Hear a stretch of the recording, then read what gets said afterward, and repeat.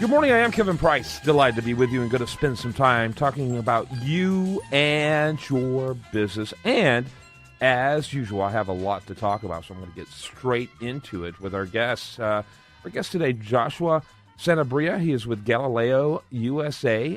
They're out of California, and they're into security business, security technology business. Boy, talk about a very timely topic in light of the culture and times in which we live in. And I'm delighted to have you on the program. Welcome. Why don't you start off with your elevator speech? Tell us a little bit about yourself. Sure. So my name is Joshua Sanabria. I'm the CEO of GalileoUSA.com. And when we started the company, we wanted to take drones beyond just taking selfies and kind of getting videos and actually use them so they could be helpful to businesses every day and, perhaps just average business owners. And one of the things that came to mind was security. Traditional cameras are usually stationary, are black and white, and really don't get the complete story. And we think that one of the ways to get the unlimited camera angles that a lot of businesses need is using a drone that can fly autonomously, get around the property quickly, and kind of let you know what's happening, within a few seconds. So we started working on that.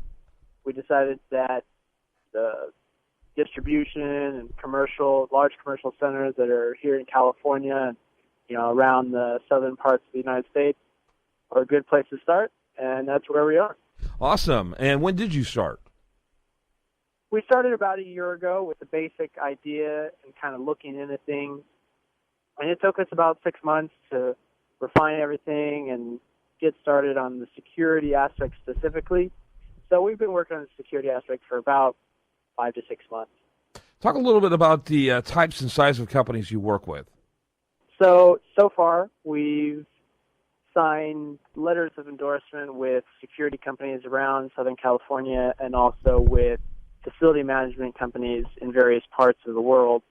And basically their goal is to help these commercial clients protect their distribution centers, basically large properties where, one camera or even an array of cameras would be very costly to set up or would still not even do the job.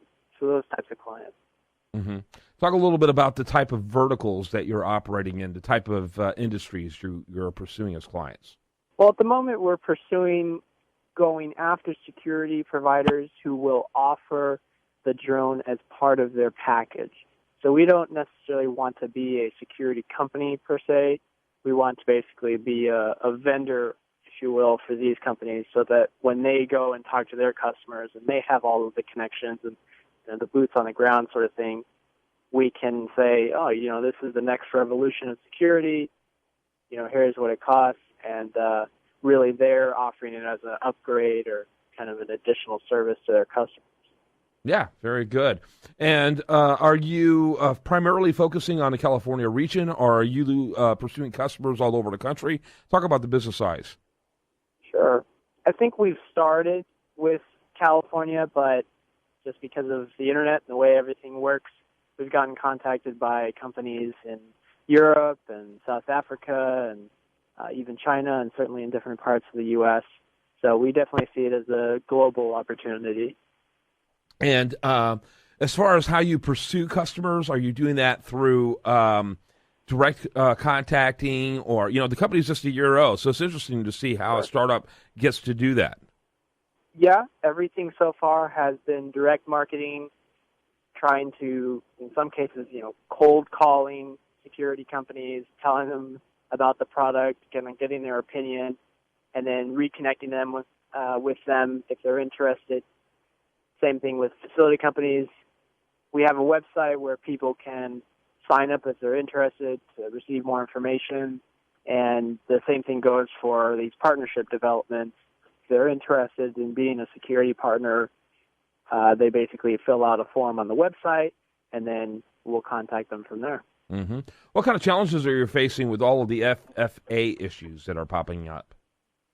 Well, part of it is there's a few aspects. So the FAA right now is trying to regulate the consumer use of drones primarily in public-private property that you do not own. So people flying in national parks, on the beach, or companies flying over real estate that is not their own, or on, kind of the main streets that belong to the public, obviously. So in our case, we have a little bit of a different challenge in the sense that you're flying this on your property in your airspace, and it's never entering anyone else's property or airspace. So what that means is we actually are less regulated than, if you're a photographer or something trying to take photos at a national park or on someone else's land. So that's actually a real benefit for us. Less regulation is usually good. Generally speaking, that's good for everyone, actually. But yeah, I agree with you. Yeah. In our case, at least, it makes it a little easier because the rules are actually still unwritten in the sense they're not actually active. So one of the things that recently happened was the registration of drones, and everyone kind of had a different opinion about whether that was good or bad. But in our case, since it's a commercial product, it really would just belong on your property.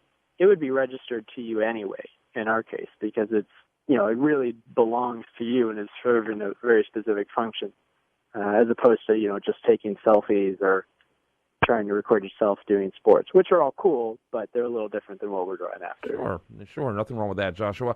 Talk a little bit, with a minute left, some final thoughts for our listener about what you do and why it's important to them to be aware of it. Well, I think the primary aspect is that we've thought of drones in the last maybe 10 years, especially as weapons, and they're kind of on everyone's mind, at least in that way. And then more recently, people get in trouble, flying them into the White House and kind of other things like that. But we came along to really prove that drones can enhance human life. And in fact, that's our mission statement, to create drones that enhance human life. And that could even mean ones that don't fly, that are on land or in water. We just happen to start with one that flies. But we want to make sure that the public knows and maybe becomes more used to drones performing tasks that are beyond human capability, not in the purpose of replacing humans. For instance, in our case, you're never going to be replacing the security guard who's physically on the ground that can, interact with an intruder or anything like that. But it's meant to get there fast, get your eyes on it, see what's happening, and then have the right information to respond properly. Joshua Sanabria, I appreciate your time today, CEO of Galileo. GalileoUSA.com is the website. Thanks so much. I have to wrap it up with that. Great. Thank you. You bet. When we come back, more for you. I do want to remind you, best content here shows up over there at USDailyReview.com. While there, like it on Facebook. Follow it on Twitter.